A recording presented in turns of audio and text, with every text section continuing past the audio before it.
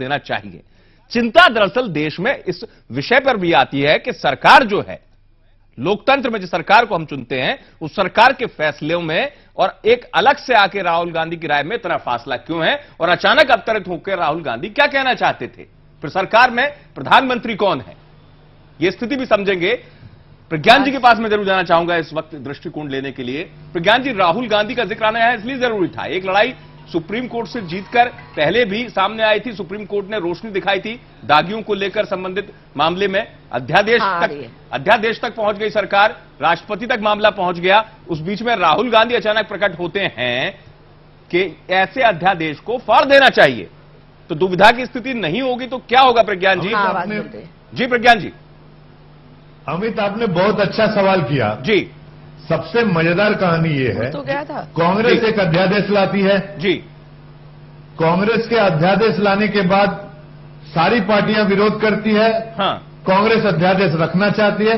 अचानक कांग्रेस के लीडर, उपाध्यक्ष, कांग्रेस के एक तरह से मालिक, वाइस प्रेसिडेंट आते हैं, कहते हैं कि साहब ये अध्यादेश बकवास है, और वो ये भी कहते हैं कि इसको फाड़ के फेंक देना चाहिए।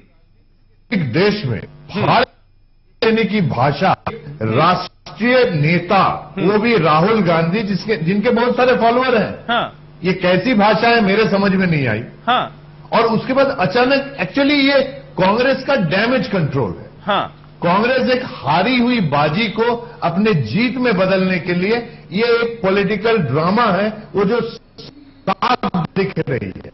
नहीं, लेकिन कांग्रेस सारी पार्टियां अध्यादेश के खिलाफ थी, कहा जा रहा है के लिए उनको बचाने के लिए, उनको बचाने के लिए हो रही है, लेकिन ये सिंपल एक ड्रामा था जो अपने आप को बचाने के लिए था। और ये कांग्रेस जैसी पार्टी से इस ढंग की भाषा की अपेक्षा नहीं की जा सकती।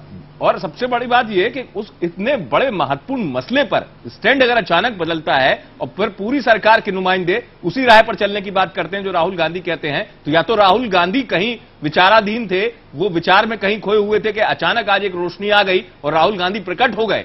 के मिश्रा जी, राहुल गांधी का ये अवतार दिवस क्यों बन गया आज?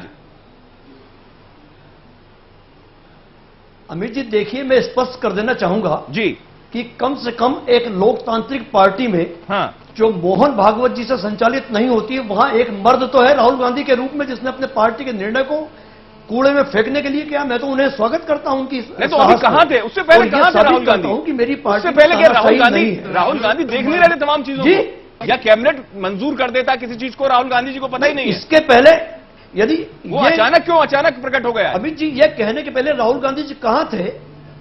नहीं, निश्चित तौर पर उन्होंने सही समय पर सही मार मारी है। और मैं तो फिर राहुल गांधी, मेरा एक सवाल है के मिश्रा से, भारतीय आत्मा को अपने दिल में विराजा है। हाँ, नहीं, ये स्थिति बड़ी विकट है। फिर अमित, मेरा एक सवाल है के मिश्रा से, वैसे देश चिंता में है, मनमोहन सिंह जी को लेकर चिंता होने लगती है। हाँ प्रज्ञान जी, आप सवाल कर रहे थे। मिश्रा जी, अब तक राहुल गांधी कहां थे जब अध्यादेश जारी हुआ, तब कहां थे? क्या कांग्रेस पार्टी में और कांग्रेस की सरकार में संवाद नहीं है? क्या ये अध्यादेश लाते वक्त रोका नहीं जा सकता? क्या आप हमें बताना चाह रहे हैं हमारे दर्शकों को कि राहुल गांधी या सोनिया गांधी के परमिशन के बगैर कांग्रेस एक अध्यादेश लाती है? आऊंगा आपको। मिश्रा जी। प्रज्ञान जी, आप एक वरिष्ठ पत्रकार और बड़े हस्ताक्षर होने के साथ में एक बौद्धिक सेनापति भी हैं।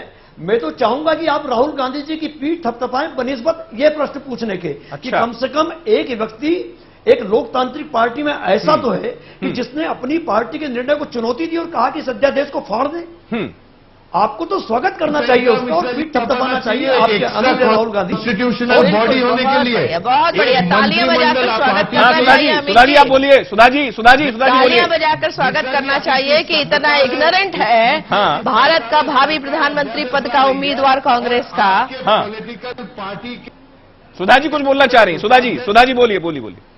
ये कैसी डेमोक्रेसी? हाँ जी अमित जी, मैं ये कहना चाहती हूँ कि मिश्रा जी ने तो टोटल फार्स, एक मुखौटा, एक नकाब जो ओढ़ा हुआ है और ये जो दिखावा और नाटक किया जा रहा है, मेरी इस पर भारी आपत्ति है। वो एक जो कांग्रेस जिसको भावी प्रधानमंत्री पद के रूप में उम्मीदवार के रूप में प्रोजेक्ट करने जा रही है, वो इतना इग्नोरेंट है अपने पार्टी के जो फैसले हैं उनके बारे में, और वो आकर बैठकर आज प्रेस कॉन्फ्रेंस करता है कि इस अध्यादेश को फाड़ कर फेंक देना चाहिए।